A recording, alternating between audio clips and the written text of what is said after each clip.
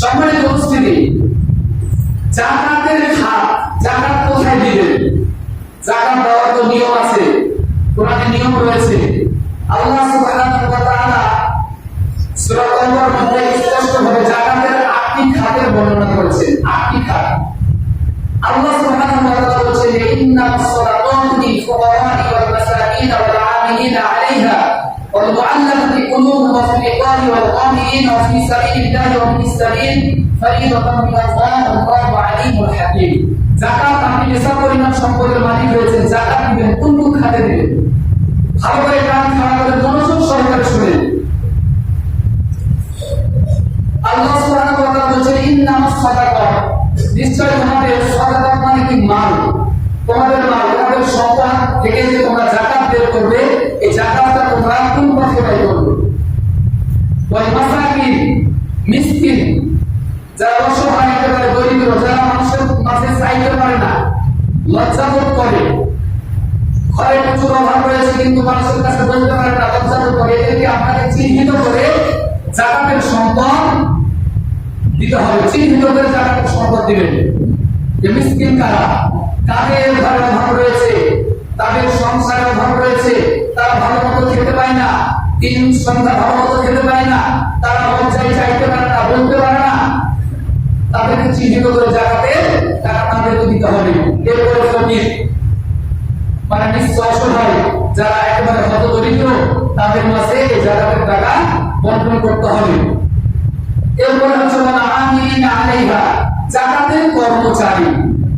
যাকাতের কর্মচারী বলতে যারা যাকাত বন্টন করেন। এখন সরকারি ভাবে তো যাকাত প্রথা চালু নেই, যে সমাজে কয়েকজন মানুষ নিসাব পরিমাণ সম্পদের মালিক, তাদেরকে চিহ্নিত করে সরকারি ভাবে তাদেরকে চিহ্নিত করে যাকাত বের করার জন্য একজন খাদেম, একজন কর্মচারী রাখতে হয়, যে তাকে সেই করবে, মানুষের মাঝে বন্টন করবে।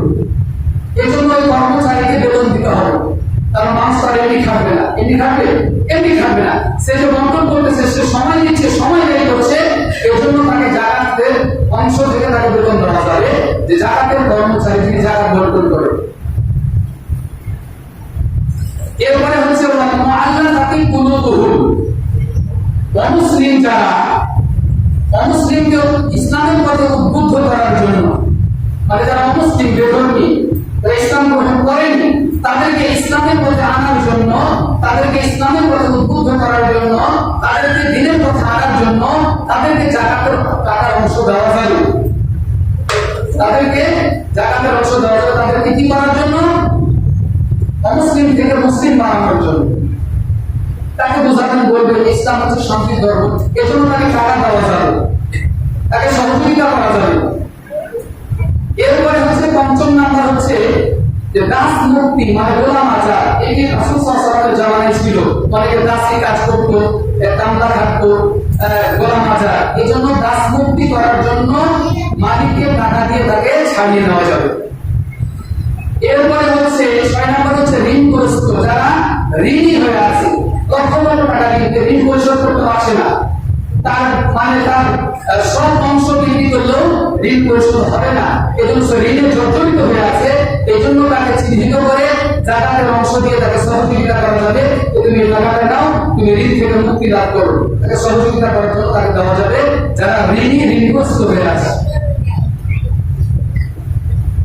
এরপরে হচ্ছে 7 নম্বর হচ্ছে যে আল্লাহর পথে ব্যয় করা যাবে। আল্লাহর পথে ব্যয় করতে কি বোঝায়? এখানে বলা হচ্ছে ওয়াফি সাবিলিল্লাহ, আল্লাহর পথে, মানে দ্বীনকে সমুন্নত করার জন্য যারা আল্লাহর পথে সংগ্রাম করে এবং যারা অমুসলিমদের বিরুদ্ধে, কাফিরদের বিরুদ্ধে লড়াই করে এবং তাদেরকে সহযোগিতা স্বরূপ তাদেরকে যাকাতের অংশ দেওয়া যাবে।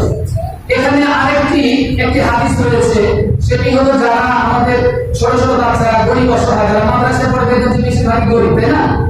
মাদ্রাসায় যারা পড়ে তারা গরিব না, গরিবরাই কিন্তু মাদ্রাসায় বেশি পড়ে।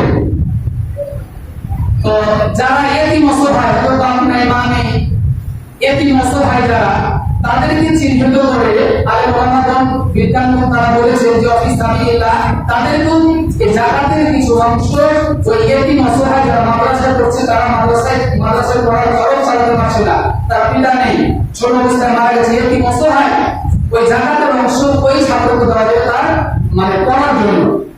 ইসলামের জ্ঞান অর্জনের জন্য সে রাস্তা থেকে বের হয়েছে না, এটাও তো তার দিনের মধ্যে আত্মত্যাগ। সে দিনের মধ্যে আত্মত্যাগ করেছে, সে দিনের মধ্যে ত্যাগ স্বীকার করেছে, সে এদের অর্জনের জন্য বাড়ি থেকে বের হয়েছে, মানে আল্লাহ রাস্তায় বের হয়েছে। এজন্যই জাকাতের অংশ ওই এতিম অসহায় যারা বাচ্চা রয়েছে তাদেরকে চিহ্নিত করে আপনারা দিবেন ইনশাআল্লাহ। এরপরে ৮ম নাম্বার হচ্ছে মুসাফির। মুসাফির বলতে কি বোঝায়? মুসাফির মানে যিনি সফর করছেন।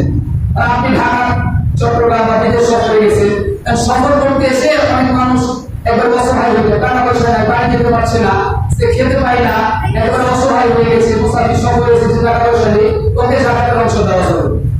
যদি এখন গণমাধ্যম, এখন তো মোবাইলের যুগ, আপনার বিকাশে টাকা চলে যাচ্ছে, এটা রাসূল সাল্লাল্লাহু আলাইহি ওয়াসাল্লামের সময় কিন্তু এই তথ্য প্রযুক্তির যুগ, এত মানে সহজে সবকিছু পাওয়া, এখন তো সহজেই সবকিছু পাচ্ছেন, তাই না? আপনি কোন জায়গায় বিপদে পড়েছেন, ফোনে বলে দিলেন যে আমার এরকম সমস্যা, আমাকে বিকাশে টাকা দেন, বাস টাকা দিয়ে দিন। এখন তো মুসাফির হলেও সমস্যা নেই, নাম্বার থাকলেই চাইলেই পাওয়া যাবে। তারপরেও যদি কোনো ব্যক্তি সমস্যায় পড়ে, যেহেতু এটা আল্লাহর বিধান, সমস্যায় পড়ে যে সে দূর থেকে এসেছে, সেদিন আমাকে একজন বলছে যে হুজুর আমি নওগাঁ থেকে এসেছি, তো সমস্যা আমার কাছে 1 টাকাও নেই, তো আমি যে যাবো আমার পথের খরচ নাই, তখন তাকে কিছু দিলাম। এরকম হতে পারে, মানুষ বিপদে পড়তে পারে, তাই না? এরকম হলে তাকে দিতে পারবেন। দান এবং যাকাত দুইটা কিন্তু এক জিনিস নয়। দান আপনি আপনার অর্জিত সম্পদ থেকে দান আপনি যে কোনো সময় করতে পারেন, এটার জন্য কোনো সময় নির্ধারিত নাই। কিন্তু জাকাতের জন্য 1 বছর হওয়া শর্ত। আপনার নেশার পরিমাণ সম্পদের মালিক হলে 1 বছর অতিবাহিত হলে আপনাকে জাকাত দিতে হবে। আর দান তো আপনি যে কোনো সময় করতে পারেন, যে কোনো দিন করতে পারেন, অসুবিধা নেই। দান এবং জাকাত দুইটা এক জিনিস নয়, দুটো আলাদা। জাকাত হচ্ছে ফরজ বিধান। এখন আল্লাহ প্রদত্ত ফরজ 5টি স্তম্ভ, 5টি খুঁটির মধ্যে জাকাত হচ্ছে একটি। জাকাত প্রত্যেকটা মুসলমানের উপর নেশাব পরিমাণ সম্পদের মালিক হলে ফরজ। আর যদি সম্পদের মালিক না, আপনি বেঁচে গেলেন, আপনার সম্পদ আপনি বেঁচে গেছেন, আপনাকে জাকাত দিতে হবে না। আপনি অসহায় গরিব হলে আপনি জাকাতের টাকা নিতে পারবেন,